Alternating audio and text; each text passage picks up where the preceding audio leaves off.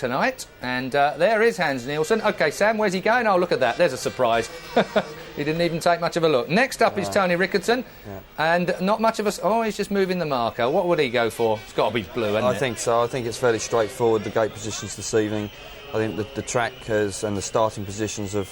The stats say it all, to be honest. The inside starts are probably favourite. OK, well, that's pretty good for Nielsen. But, of course, Rickardsson's got a choice from 2 or 3, and the stats actually tell us that they've been fairly equal throughout the competition. But I would say, he's going for that. So Rickardsson is starting off lane 2. Then it's Ryan Sullivan, who has got the only choice that's really left. So Ryan Sullivan dictates where Loram is going. Where Sam would...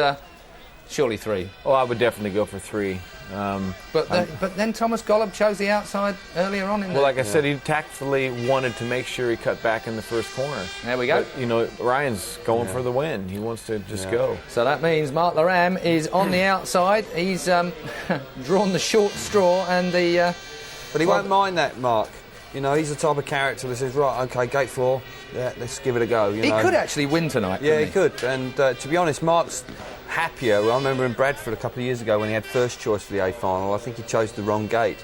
I think he prefers to be in the situation where he doesn't have to make the decision, and he knows pretty much when he walked out on the track that he's going to get gate 4, and he'll be settled in his mind. Sure. OK, well, the boys check out the track and check the ruts then. Let's take a look at confirmation of those gates. Hans Nielsen will start out at gate 1 in red. Tony Rickardsson will be in blue on 2. Ryan Sullivan has white from 3 and Mark Loram on the outside, and an outside chance to win his second Grand Prix of the year from gate 4. He's a real racer. If anyone can, Mark Loram can. There's no doubt about that in my mind. There is Tony Rickardsson looking to defend his world title. He is the #1 plate holder. Thomas Golub is really struggling. Consolation final, he won. And, of course, my mathematics were correct. If Tony Rickardsson actually wins this race, he goes into the lead by 1 point. There's Ollie Olsen, race director. Mr. Rule Changer himself, even on the hoof. Only joking, Ollie. You know, be careful there, Keith. Yes, I know. He probably can hear you. OK, well, you be careful now. Give me a prediction on this. I think Hans Nielsen's got a very good chance. I think he's very comfortable being on gate 1. Don't sit on the fence. Just tell me who's going to win it, Kelvin. Hans Nielsen. OK. I can't give my explanation of why I think it, or do I have to say it? I think it's going to be a tough first corner. Hans has got one place to go, and if he makes a mistake, then Tony's going to take full advantage of it. But I think Hans is faster, so I think he'll win it as well. But are we agreeing, Sam? We've agreed twice tonight, you know. Crikey. But I think we cannot forget about our Ryan Sullivan, because he's in a position to be able to turn back. If these guys get in a tussle, Hans and Tony going in that first corner, I could just see Ryan popping right up the inside. I'm not saying Mark won't be doing the same thing, but he's definitely going to be doing the same thing, isn't he? He's got to be looking for the big turn back, Mark. Well, he didn't earlier on, if you remember. He went right through the middle of the track, and everybody went, and then he kind of made something out of nothing. But sorry. No, it's OK. You carry on, Kel. We've got a little bit of time to talk about this. I think you've got such good starters underneath Mark, and Mark hasn't been making them. I think he's going to be in a situation where he's got to turn back, to be honest. Yeah, Tony's really got to be focusing right now, knowing that this is his opportunity to come back and have a chance to go into the Boyens with even, if you'd say, with Thomas, just to make the final.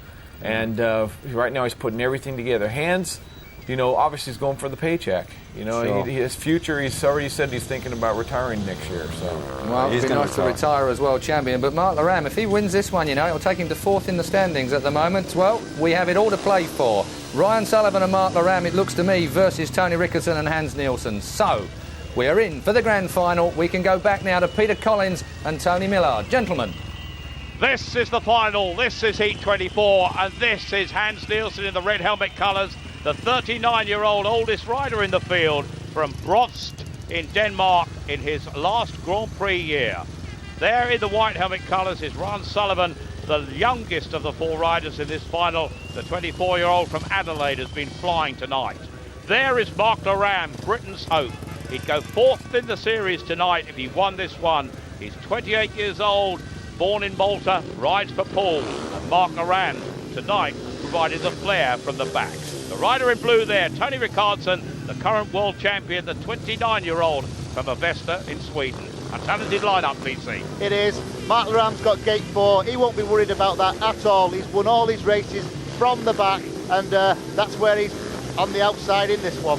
There's the lineup. Hans Nielsen, Tony Rickardsson, Ron Sullivan, Mark Loram. Our referee, Tony Steele, puts up the tapes. There they go. Nielsen picks up pole position. Loram comes through or tries to in third. Doesn't, he's back in fourth. It's the man in white, Ron Sullivan, battling for second place.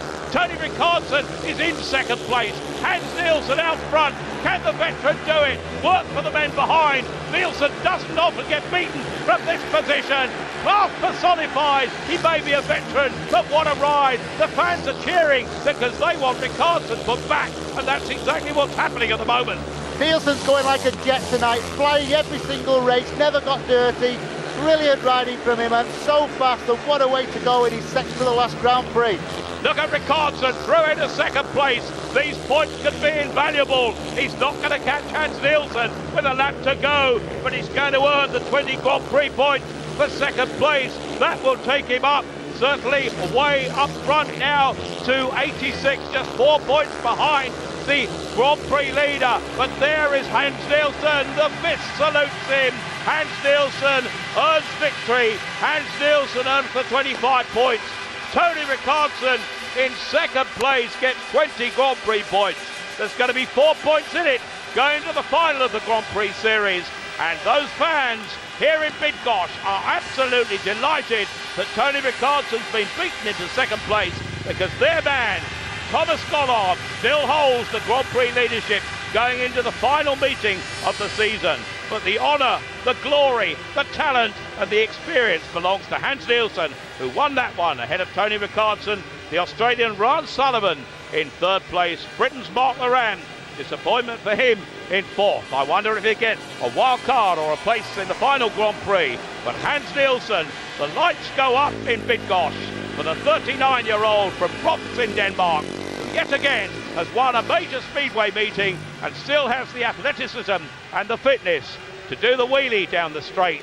He's a great golfer as well. He's going to enjoy that in retirement, but he's still a very, very fine speedway rider. And look at the enthusiasm. He's going to get the bumps, and he's also going to get a very big winner's check here. Hans Nielsen has shown once again that speedway legends still survive, PC. You're one of them. Tony, 39 years old. He was riding like a 21-year-old tonight, no doubt about it. The world's best there. He just leaves them on the start. Never sees anything that's going on behind him. He's riding his own race. Look at his eyes there, staring at the camera. Fantastic from Nielsen there. His front wheels on the grass coming out of the corner. That's the Nielsen style. And I wonder if he's going to think about continuing next year after a ride like this. Something like this could easily change his mind, because on this kind of form tonight, he can beat the world. He's proved it again. Tony Rickardsson, the main challenger for Thomas Golov this year, was in Nielsen's wake.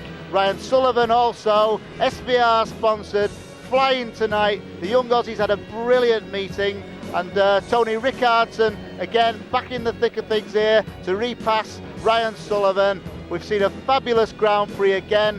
What a brilliant season's Grand Prix Speedway we've seen up to now, and everything now is going to be on the final, and I'm sure we're going to have a fabulous final Grand Prix in Denmark.